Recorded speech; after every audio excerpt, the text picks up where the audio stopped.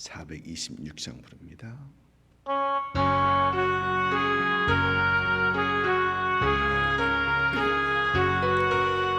이제 이는 완전케 하시옵고 내 맘속에 영원히 거하소서.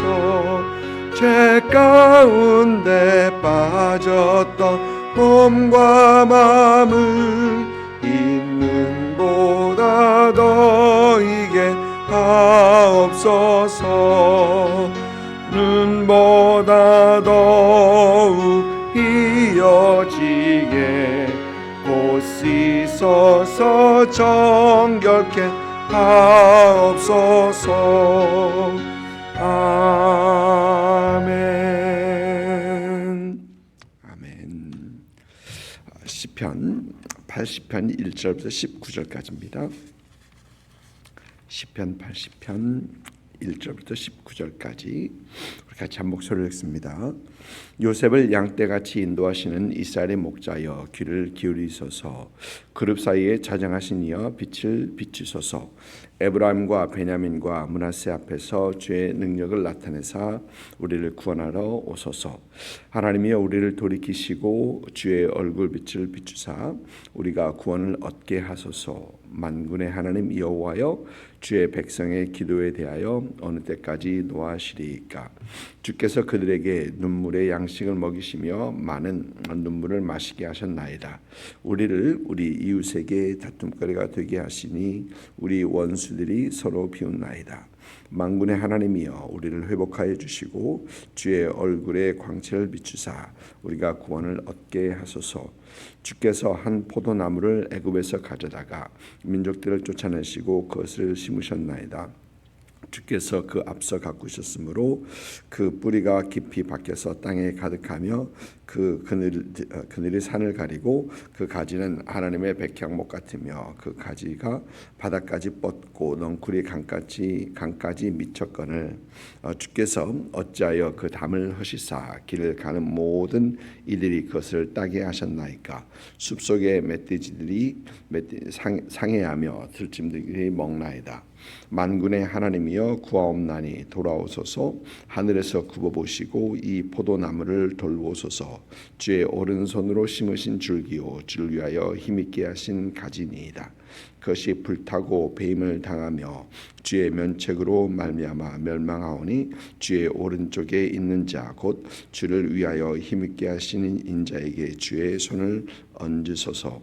그리하시면 우리가 주에게서 물러가지 아니하오리니 우리를 소생하게 하소서. 우리가 주의 이름을 부르리이다. 만군의 하나님 여호와여 우리를 돌이켜 주시고 주의 얼굴의 광채를 우리에게 비추셔서 우리가 구원을 얻으리이다. 아멘. 시편 80편을 보니까 이제 아삽의 시 그렇게 되어 있습니다. 그런데 아삽의 다윗 왕 때의 그 아삽이라기보다는 아삽의 후의 일 가능성이 시편 내용을 살펴보면 더 높은 것을 보게 됩니다. 또 인도자를 따라 소산님의 두세 맞춘 노래. 소산님의 두 생명의 삶 밑에 아래쪽에 보면은 소산님은 백합화들이라는 뜻이고 에둣은 증거 혹은 경고 사인이라는 뜻이다. 소산 에둣님은 백합화 음률에 맞춘 증거의 노래를 의미할 수도 있다라고 합니다. 증거의 백합화들이라는 당시에 히브리인들에게 잘 알려진 곡조라고 이해를 하고 있습니다. 70인의 성경은 히브리 성경을 헬라어로 번역한 성경이죠. 70인의 성경을 보면은 히브리 성경에 없는 이 문구가 이 제목에 있습니다. 제목은 원래 1절인데 거기에 없는 히브리 성경에 없는 것이 헬라 성경에 70인의 성경은 달아놓은 게 있습니다. 그것은 이 시의 배경을 이해하기 위해서입니다. 그 문구는 아수르에 관한 시 그렇게 되어 있습니다. 아수르에 관한 시. 그러니까 시편 80편 오늘 말씀 이렇게 쭉 읽으면서 분명 시인과 백성들은 어느 극한 상황에 있는 것을 우리는 볼 수 있습니다. 2절 보니까 우리를 구원하러 오소서. 또 5절은 눈물의 양식을 먹으시며 많은 눈물을 마시게 하셨다. 많은 눈물 하고 애곡하고 있다는 거죠. 그리고 13절을 보면은 담을 하셨다. 12절에 이 담을 하셨고 길을 지나가는 모든 이들이 그것을 따먹고 또 숲속에 멧돼지들이 상하며 들짐승들이 먹나이다라는 이런 표현들은 시인과 그 백성들이 어떤 어려움에 처해 있다라는 것을 분명히 보여줍니다. 그런데 80편을 읽다 보면은 어떤 상황인지 그러니까 이스라엘의 역사 속에서 또 유다의 역사 속에서 어떤 상황인지 잘 이해하지 못합니다. 그런데 70인의 성경은 아수르에 관한 시라고 하면서 이 80편이 북왕국 이스라엘이 아수르에게 당하고 있는 고난, 이 고난에 대해서 또 아수르로 인한 멸망과 연결되어 있다라는 것을 우리에게 참 알려주는 것입니다. 남왕국 유다는 바벨론에게 멸망하는데 북왕국 아수르는 BC 722년에 아수르에게 멸망을 당하게 되죠. 이제 그러면서 그것과 같이 함께 연결되어 있는 그 시인 것을 우리에게 알려줍니다. 실제로 80편을 보면은 오늘 읽은 말씀들을 보면 남왕국이나 유다라는 그런 표현이 나오지 않습니다. 이름이 거론되지 않습니다. 다만 1절을 보면은 요셉을 양떼같이 인도하시는 이스라엘 목자여 하면서 요셉의 이름이 거론되고 있고요. 또 2절에는 에브라임과 베냐민과 므낫세 앞에서라고 하면서 이 세 지파의 이름들이 거론되고 있습니다. 요셉과 베냐민은 야곱의 아들 라헬의 아들들이죠. 라헬의 아들들이고 또 에브라임과 므낫세는 요셉의 아들입니다. 그러니까 이 베냐민은 삼촌이죠.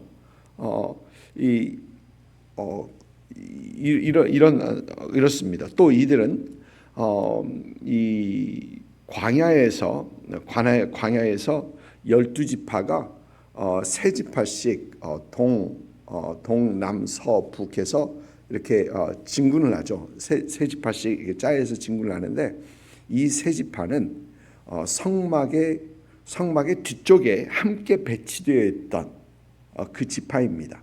그러니까 이 라헬의 아들들을 한 곳으로 모아서 함께 진군하게 했던 이 지파입니다. 이 지파들을 조금 더 살펴보면 에브라임은 우리가 그 전에 봤던 것처럼 에브라임은 북왕국을 대표하는 어떤 그런 지파였었죠. 여호수아가 에브라임 지파였고 또 이 왕국을 가를 때 분열 왕국이 될 때 여로보암이 에브라임 지파였다라는 그런 말씀을 드렸었죠. 그리고 므낫세는 에브라임과 같이 형제니까 같이 함께 하고 또 북왕국에 속해 있는 그런 지파입니다. 그런데 문제는 베냐민입니다. 베냐민.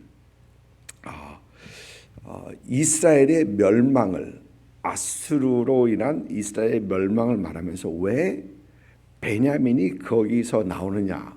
베냐민의 이름이 거기서 나오느냐는 것이죠. 왜냐하면 베냐민은 유다와 함께 남왕국을 형성했었거든요. 그러니까 남쪽에는 위에는 10지파, 남쪽에는 2지파 있는데 그것이 그 2지파가 유다와 베냐민 이랬었거든요. 그러면 왜 베냐민이 이름이 여기에서 나오느냐라는 것입니다. 이제 그 이유를 학자들은 이렇게 설명을 합니다. 베냐민 지파는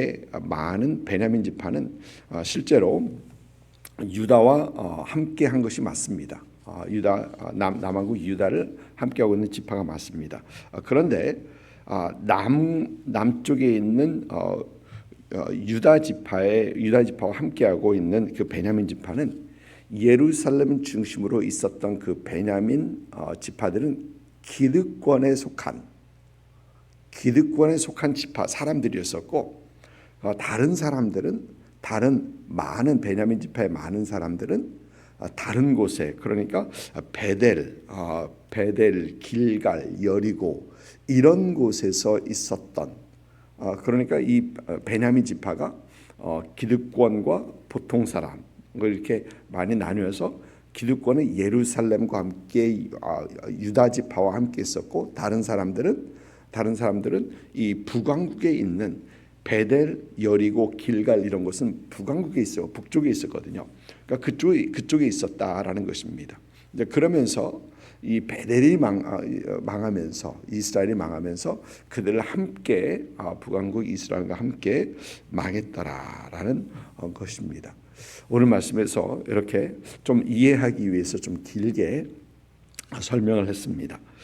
오늘 말씀 보면은 시인은 하나님을 1절 보니까 요셉을 양떼같이 인도하신 이스라엘의 목자로 말을 하고, 또 그룹 사이에 자정하신 이라고 하나님을 말을 합니다.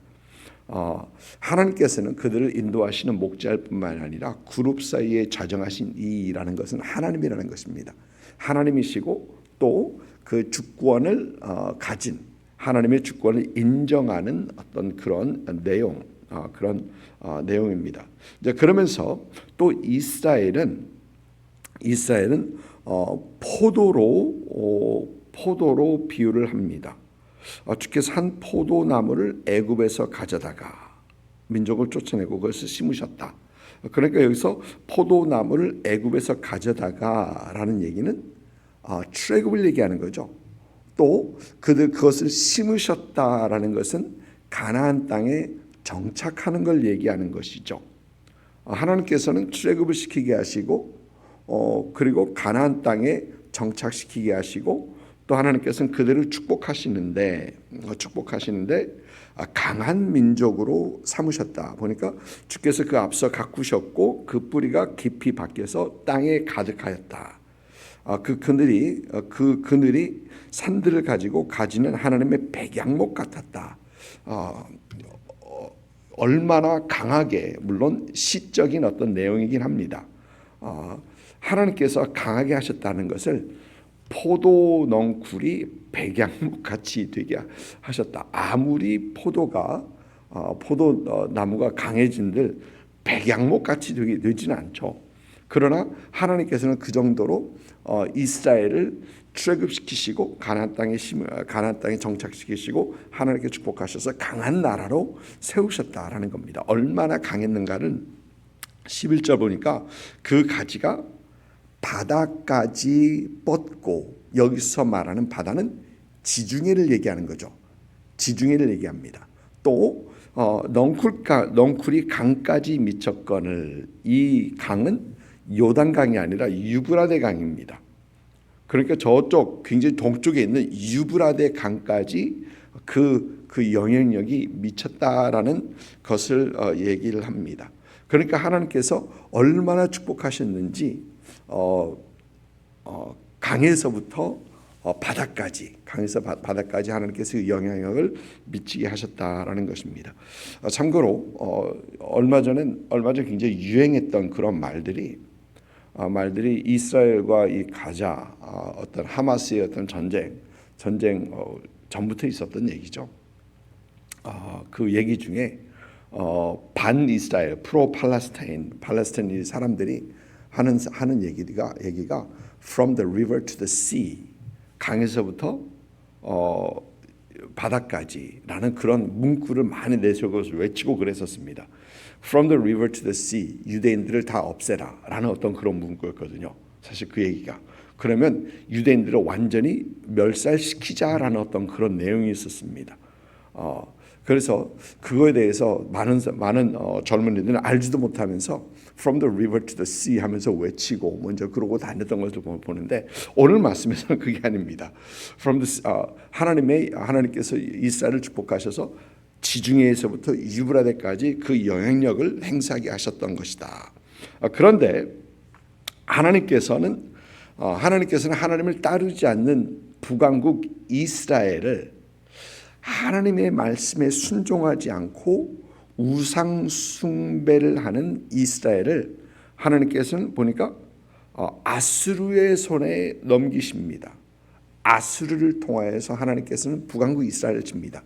유다가 하나님 앞에 죄가 쌓이고 하나님 앞에 순종하지 못하자 바벨론을 치셨던 것처럼 물론 아수르와 이스라엘은 미리 그것보다 훨씬 전에 있었습니다.